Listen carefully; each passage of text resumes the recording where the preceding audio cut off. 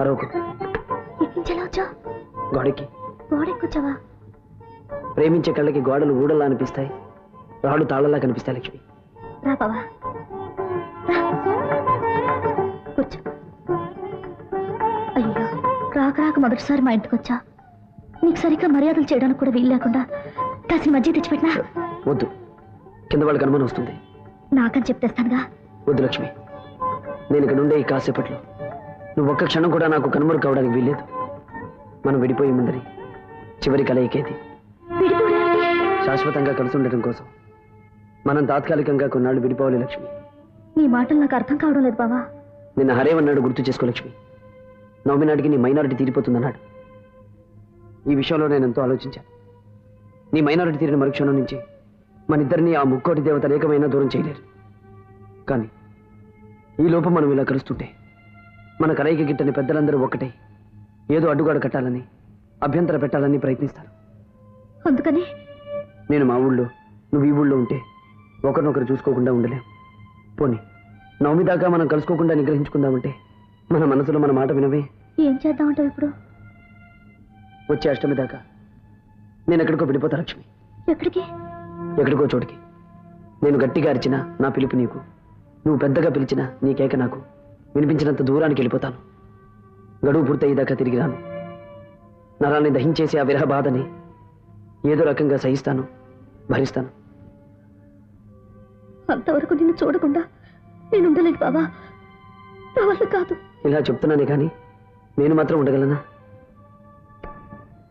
కానీ కానీ తప్పదు లక్ష్మి. గుండె రాయి చేసుకుని ఒక్క 20 రోజులు నువ్వు గడపగలిగితే. 20 రోజులు కాదు, 2 రోజులు, 2 క్షణాలు కూడా నిన్ను చూడకుండా ఉండలేకపోతున్నాను.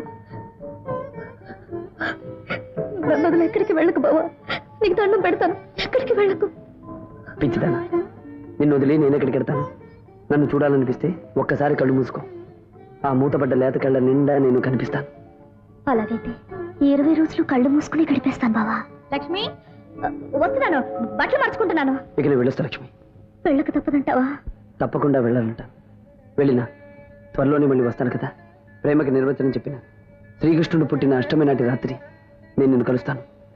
పెళ్లికి భాష్యం చెప్పిన శ్రీరాముడి పెళ్లి రోజున నిన్ను నా సొంతం చేసుకుంటాను. ఈ లోకంలో పవిత్రమైన ప్రేమనేదే సత్యమైతే మన ప్రేమ అసత్యం కాదు లక్ష్మి. కొన్ని వేల చేతులు కలిసిన మన ఈ 2 చేతుల్ని వేరు చేయలేవు.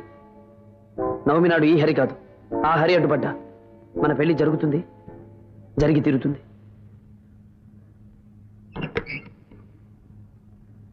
లక్ష్మి, రాత్రి పెద్దనాన్నగారు మేము మాట్లాడుకున్నాం. వచ్చే నవమి నాడు నీ పెళ్లికి ముహూర్తం పెట్టాం. నవమి నాడా? చాలా థ్యాంక్స్ అన్నయ్య. సరిగ్గా నా మనసులోనూ అదే రోజు ఉంది. మీరు ఆ రోజు చెప్పారు. అలాగే నవమంటే ఇంకా ఎన్ని రోజులు లేదు.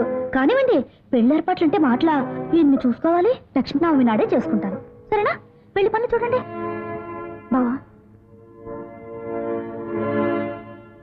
బావా, లక్ష్మి అలా మాట్లాడుతుంటే నాకేమిటో భయంగా ఉంది బావా. ఇంకీ పెళ్లి తప్పించుకోలేనన్న నిర్ణయానికి వచ్చి ప్రాణం తీసుకునేంత పిచ్చి పని చేస్తుందేమోనని భయం వేస్తుంది.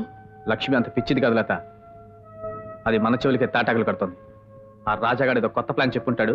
ఇది ఇలా కొత్త నాటకం మొదలుపెట్టింది. చూస్తా, ఆ రాజాగాడిని కలిసి తేల్చేస్తాను. వద్దు వద్దని చెప్పినా వాడు నా చెల్లెలు వెంట పడుతూనే ఉన్నాడు. మళ్ళీ ఇప్పుడు ఏదో కొత్త నాటకం మొదలు పెడుతున్నాడు. ఈసారి పిచ్చి వేషాలేస్తే కొట్టి ఊరుకోను, నరికి పోగులు పెడతాను. ఒళ్ళు దగ్గర పెట్టుకుని నడుచుకోమని నా మాటగా చెప్పు. ఏవీ వినిపించలేదు. నీకు అనవసరమైన వినిపిస్తాయి, అవసరమైన వినిపించవరా. చెవిటితన యాక్ట్ చేయకరా. కోప గుయ్యమైన శబ్దమైనా వినిపించిందా? ఇదేంటి ఇలా సెటిల్ అయిపోయింది? హరి, గురు ఇటు రా గురు, ప్లీజ్ ప్లీజ్. ఇటు కూడా ఒకటి ఇచ్చాడు గురు. ఇటు. ప్రేమకి నిర్వచనం చెప్పిన శ్రీకృష్ణుడు పుట్టిన అష్టమి నాటి రాత్రి నిన్ను కలుస్తాను. పెళ్లికి భాష్యం చెప్పిన శ్రీరాముడి పెళ్లి రోజున నిన్ను నా సొంతం చేసుకుంటాను. అలాగైతే 20 రోజులు కళ్ళు మూసుకుని గడిపేస్తాను బావా.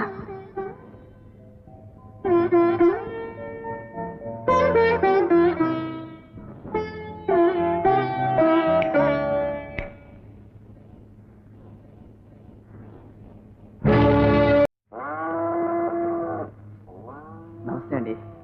రాజా ఇక్కడ ఉన్నాడమ్మా? రాజా ఇక్కడ లేడయ్యా, పట్నంలోనే ఉన్నాడు కదా. ఏమిటన్నారు? ఇప్పుడు నువ్వు ఎక్కడి నుంచి వస్తున్నావు? నేనా? రూమ్ నుంచి.